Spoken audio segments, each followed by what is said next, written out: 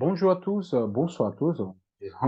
J'espère que vous allez bien. Bon, je vais faire cette analyse rapidement avant que le marché n'ouvre. Bon, demain, jeudi, on a la IPC, ok? C'est le rendez-vous majeur de la journée, c'est le IPC annuel de la zone euro. Attention, ceux-là qui trade le EURUSD, le DAX, le CAC, et ainsi de suite, parce que ça va bouger, ok? Et après, on a les contrôles du minute de la BCE. Les derniers qu'il y a eu, ça ne fait pas bouger le marché. Maintenant, le dernier qu'il y a eu vraiment, c'était la catastrophe. Le marché, il a bougé 50 pips vers le haut et vers le bas et plus rien. Bon, pas de volatilité, mais celui-là, attention. Okay, c'est pas parce que la dernière fois, il n'y a rien que cette fois, non. Au contraire, je crois que ça va bouger énormément. Surtout qu'il y a 11 heures et tout de suite, c'est 13h30. Et notre rendez-vous majeur classique, OK, pour la zone de l'Ouest, c'est l'inscription hebdomadaire en chômage qui a toutes les semaines et vous êtes habitué déjà avec cela. À part ça, plus rien, journée calme. La journée plus conséquente, ça va être dans 12 semaines, ok? Et dans 12 semaines, je vous parle, mais inscription hebdomadaire au chômage pour demain. On a le discours de la Fed. Lui, c'est le numéro 3, ok, à niveau des Américaines. Donc, ces discours de 22 heures, ça peut causer des volatilités à la nuit. Donc, attention avec ce discours de 22 heures. Okay? Parfois, vous réveillez, il y a 1%, 2% que le marché les corrige. Donc, c'est exactement à cause de ce type de discours que nous avons. OK, je passe sans plus tarder à TradingView et je commence par le gold. OK, c'est surprenant qu'est-ce que le gold il a fait. Dans quelques jours, moi, je vous avais dit, cette zone-là, là, dans les 18-20, c'est la zone majeure d'observation. Bon, elle a cassé. OK. Le canal, il est cassé vers là haut. Pullback effectué. Il est venu carrément sous les 50% de Fibonacci. Attention, cette Fibonacci, c'est en connotation baissière. OK. C'est un Fibonacci que moi, j'ai tracé de long terme. OK. C'est un Fibonacci que je tracé de long terme. Donc, maintenant, il travaille la zone de 50 et la zone de 61. Attention avec celui-là. Casse de ces derniers plus bas, ça veut dire qu'on peut corriger encore plus bas. Donc, je continue. Acheteur du 18-20 vers là haut, acheteur, 18-20 vers le bas, vendeur. OK, c'est hyper simple. Je ne cherche pas à comprendre ce type de décision-là. Maintenant, bon, hier, on a eu le gros buy, OK, que je dis qu'il ne faut pas prendre, il faut prendre sur le pullback. Donc là, l'objectif, il était fait. 3 niveaux, c'est vraiment super. Je crois que c'est pour le gold, c'est là, c'est le trade de la semaine. Mais c'est pour celui-là qui veut continuer encore, vous pouvez faire, je vais le mesurer encore en détail ici pour vous, pour être plus simple. On forme une espèce de range, OK, donc là, c'est hyper simple. On fait canal de référence, quand on donne un neutre, je vais prendre celui-là, je vais mettre plus de précision. Juste pour décider où je vais partir, parce que là, si on range, je ne sais pas trop quoi faire, donc c'est bon. OK, j'ai fait canal de référence et zone neutre, et moi, je vais faire une projection à partir de maintenant vers le haut et vers le bas. Je vais prendre que 2, je ne vais prendre pas plus que 2, parce que c'est largement suffisante. Hop, et c'est bon. Donc là, sur cette range, on a deux options. La première, casse les 50% de Fibonacci, OK, validation pour chercher un niveau. Attention, si on casse et vous rentrez en position ici sur 18,44, attention, la résistance majeure, c'est 18,50. Donc, s'il arrive à ce niveau-là, sécurisation de trade tout de suite, OK, et vous laissez tourner. Parce que c'est le cas sur le 18,50, il y a une forte probabilité qu'on va retracer jusqu'à 18,80. Et moi, je ne crois pas à cette possibilité-là. Je crois que demain, je suis plutôt en casse de cette zone, OK, la casse de 18,36, et on retourne sur 18,20. C'est deux niveaux. Attention, le gold, OK, c'est jeudi déjà. Je crois que ce trade-là, c'est le trade de la semaine sur le gold. Il peut venir casse vers le bas, prendre un niveau, casse vers le haut, prendre un niveau. Il peut faire un range sur cette zone-là. Donc, soyez attentifs avec celui-là. Pourquoi je suis vendeur? À cause d'indicateurs. Je n'aime pas trader avec l'indicateur, OK, cette marché-là, mais il me donne des indications de continuation pour monter. Mais comme ce jeudi, il reste encore de lourd, il faut faire un petit hausse jusqu'à retoucher 50% et corriger. Okay? Donc là, il vient corriger encore une fois sur le trade line. Donc pour demain, casse vers le bas, je prends de la vente minimum un niveau, casse vers le haut, je prends un niveau supérieur. Par contre, en observant la zone de 18, 48 ou 18, 50 pour être le chiffre. Je vais sur le Nasdaq.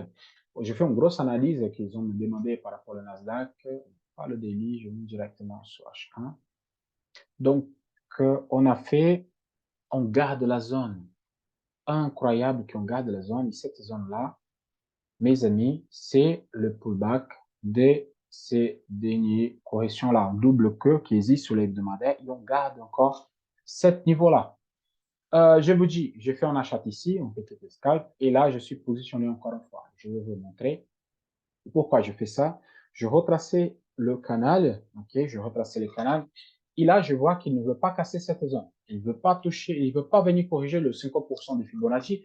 Pour faire aujourd'hui, oui, mais il ne veut pas. Il veut tenir la zone, ok, entre 11 950 et 12 000 et le marché, et il veut garder cette zone-là.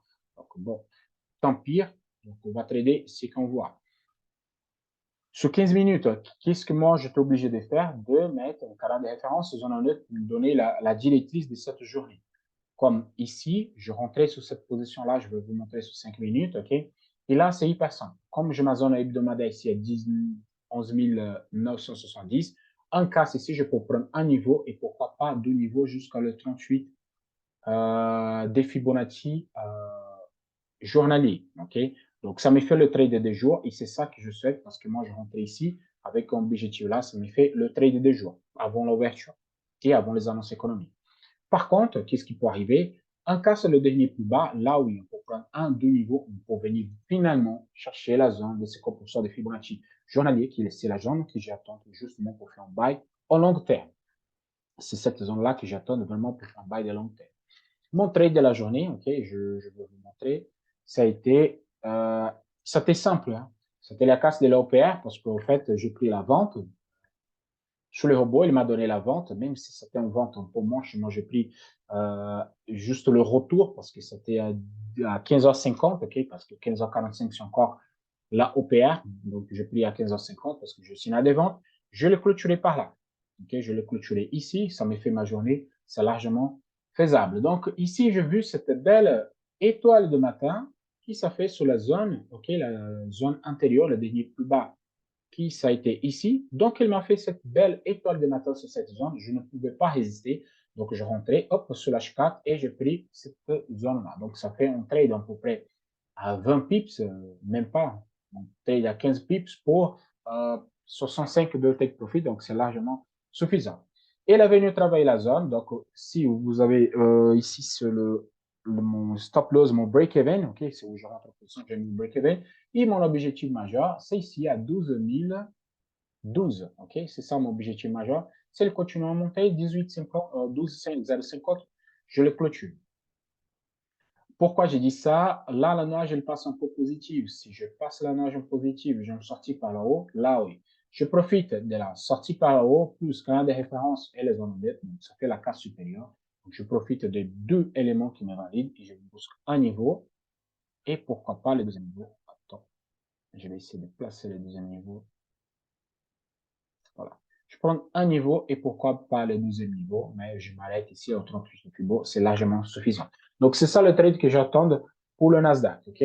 En revue, c'est casse les derniers plus bas, vente jusqu'à 50%, OK? Qui c'est le planning majeur. Casse les zones plus haut, achat jusqu'à le 38 de Fibo. Donc, je suis entre le 38 et le 50. Donc, où le nez, il va se positionner, moi, je rentre en position. OK? Parce que là, nous sommes une espèce de range qui commence à se former sur le Nasdaq. Le Dow Jones. C'est rebond pas prévu, ok, mais très intéressant. J'ai tracé sur H1 cette canal. Pourquoi? Parce que là, ça corrige depuis quelques jours. Ça fait deux points de contact supérieur, deux contacts inférieurs, même trois. OK, là, il rebondit. Ici, c'est la ouverture mensuelle. Et là, j'attends un signal de vente à ce niveau-là. Attention, pourquoi je veux vendre à ce niveau-là? Parce qu'en daily, nous avons cette espèce de casse de drapeau, triangle, vous appelez comme vous voulez, qui n'a pas atteint son objectif théorique. Moi, vraiment, j'attends de la zone des 32 200. C'est ma zone vraiment pour faire des bails en concret. OK, mais pour l'instant, que le marché fait haut et bas ici, il veut garder la zone des 32 700.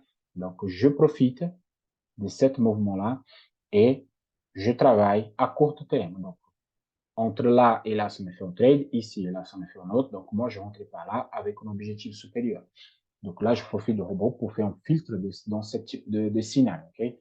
Donc, je suis vendeur à la touche ici de 32 915 avec une petite exagération à 32 990. S'il revient et il réintègre signal de robot, là, je peux vendre pour attendre le dernier plus bas. C'est hyper simple, OK? Donc, on ne va pas chercher à comprendre à ce niveau-là. Hop, comblement de gap, touche supérieure, on attend l'ouverture du marché, on vend. Voilà. Le buy, c'était le plus bas, les ventes, le dernier plus haut. On passe sous le DAX. Ça va être rapide de la revue d'aujourd'hui, mais c'est le marché. Il y a comme ça. Bon, le DAX, c'est hyper simple. Bon, saison de range, ok, j'ai rien dit. Vous êtes fatigué depuis déjà de février, depuis de un mois. Vous m'écoutez parler sur la zone de 15 250 et 15 550. Donc là, on garde la même dynamique. Ok, je viens directement sur 15 minutes pour vous montrer. Oh, je crois qu'une heure, oui. Et là, c'est simple. On va où le nez, il va apponter. On va où le marché, il va nous ramener. Donc, c'est hyper simple. Range, c'est simple. Vous prenez les plus hauts, les plus bas, vous tracez en Fibonacci et range, c'est travail avec Fibonacci. Ceux-là qui ne maîtrisent pas. Donc, correction Fibo non validée, on casse le 38. On attend, on vient sur court terme, on voit si on signale, OK, buy, 61, Fibonacci non validé, et on retourne. Là, take profit. Et on laisse tomber. C'est comme ça qu'on travaille les ranges. La même chose, si vous faites en inverse, on fait le 61 touché.